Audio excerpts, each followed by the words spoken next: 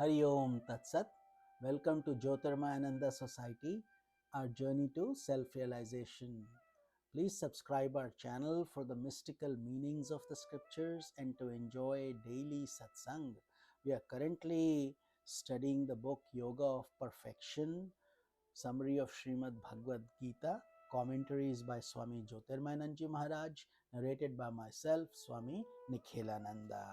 So let's continue. We are currently on chapter number 14, Gun Tray Vibhag Yog, or division of the three gunas.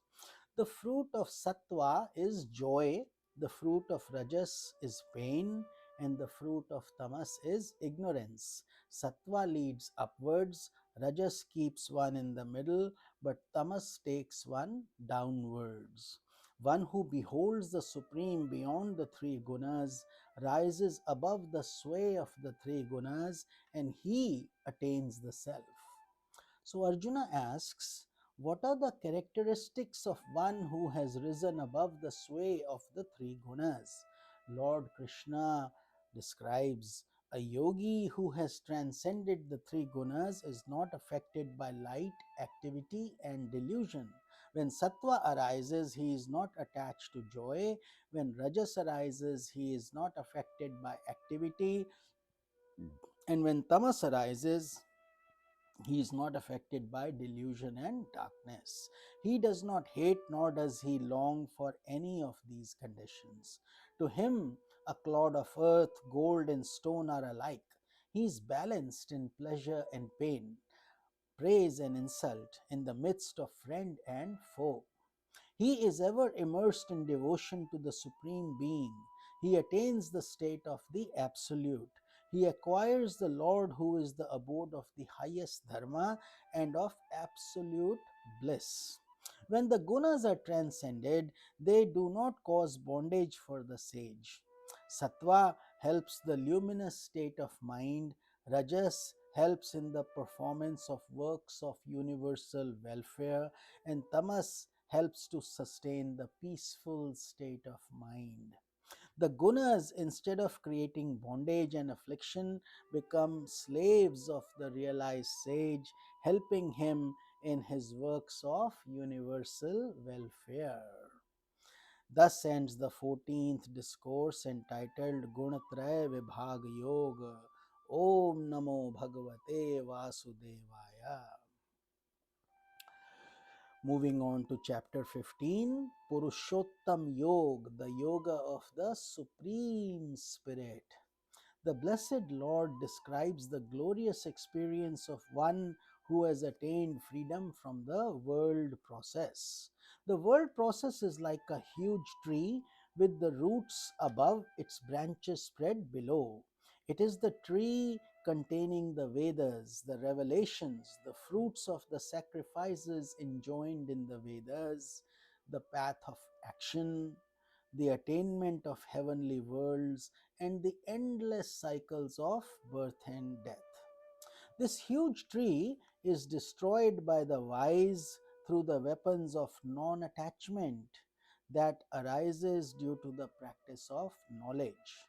When this mysterious tree, having no origin and end, is felled by the weapon of non-attachment, one attains the supreme abode of Brahman, whence there is no return.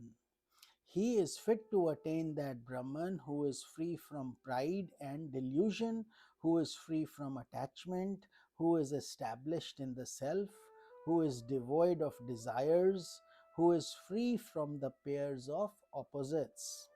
That abode is self-effulgent, where the sun does not shine, nor the moon, which is beyond the senses and mind, which is beyond the world of relativity. Verily, the soul is a part of the Supreme Being Himself. He casts his reflections in the mind stuff, gathers unto himself mind and senses from nature. He works through a personality and, desirous of another body, leaves one body and enters into another through the process of reincarnation.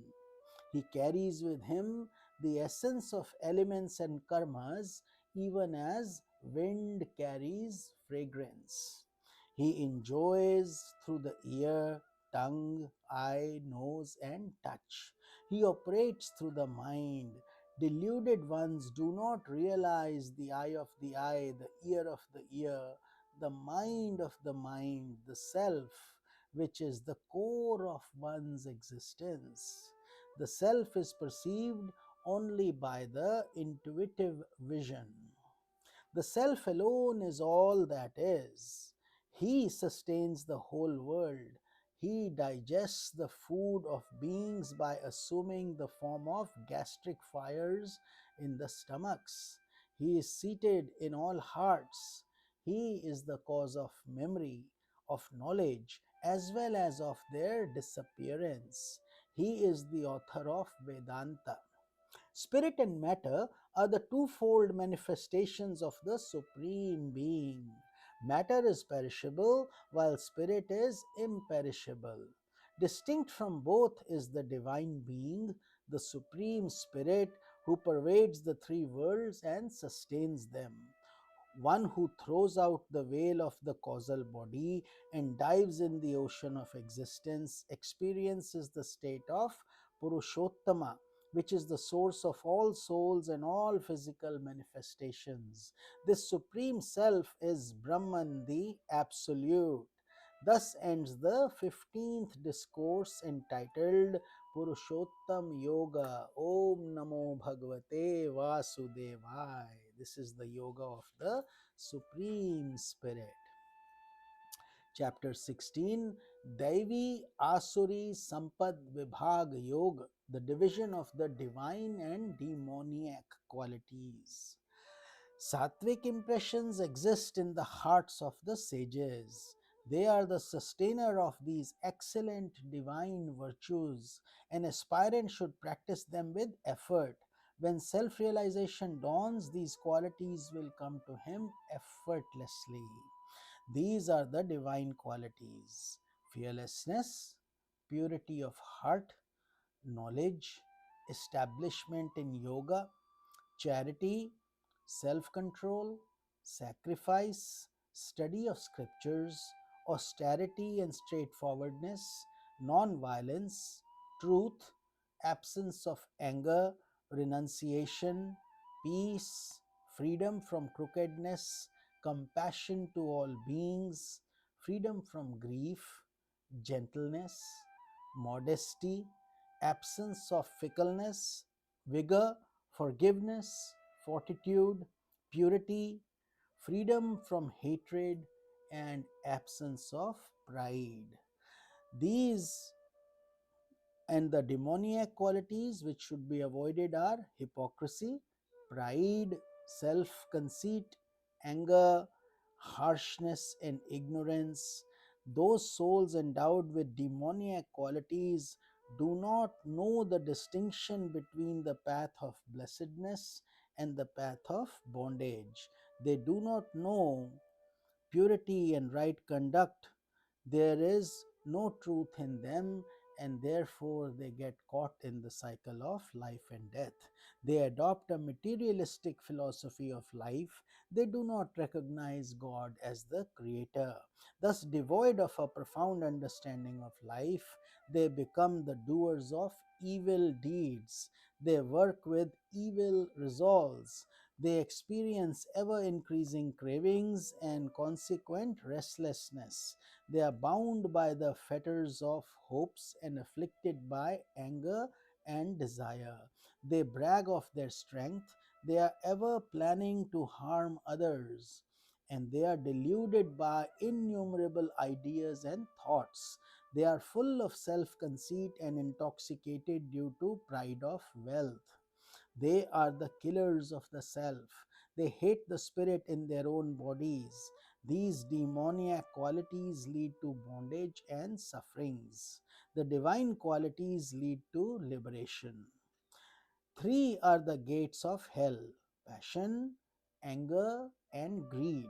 A wise man should not come under their sway. One who is free from these is free from the hell fires. Let the scriptures be the authority of man regarding what should be done and what should not be done. Thus, performing what is enjoined in the scriptures, one acquires the divine qualities and attains everlasting bliss. Thus ends the 16th discourse entitled Deva Sura Sampad Vibhag Yoga, the yoga of the division of the divine and demoniac qualities. With this, we end our satsang for today, and I will see you in tomorrow's satsang, and we will be beginning the summary of chapter 17, Shraddha Traya Vibhag Yoga, threefold faith. This is Swami Nikhilananda. Hari Om Tat Sat.